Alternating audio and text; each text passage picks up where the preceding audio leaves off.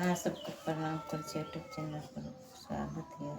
चर्चा का भजन सुनने जा रहा जी, कैसे लगल कमेंट कर दे।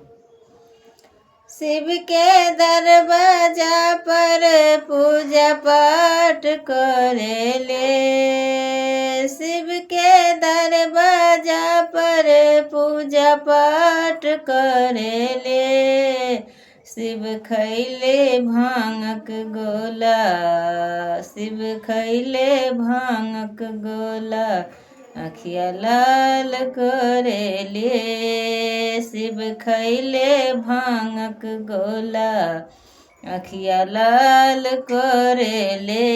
शिव के दरवाजा पर पूजा पाठ करेले, शिव के दरवाजा पर पूजा पाठ करेले।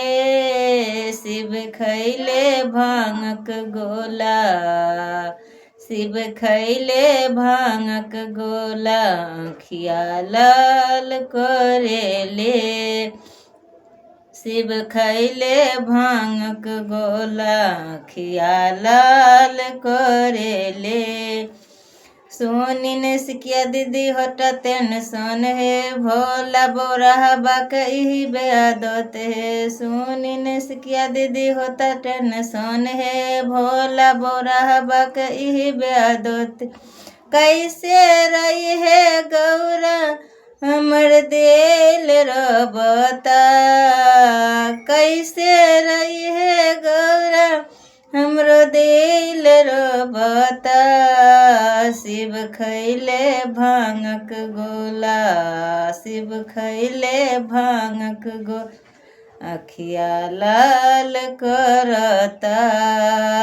सोनी ने सिकिया दीदी होता टेंशन है, भोला बोरा बाकई बादत है। सोनी ने सिकिया होता टेंशन है, भोला बोरा बाकई आदत है। कैसे रही है गौरा हमर दिल रोबता, कैसे रही है गौरा टेंशन होता।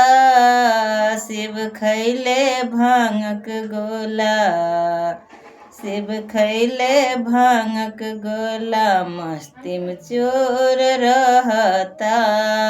शिव खैले भांगक गो, आखिया लाल करता।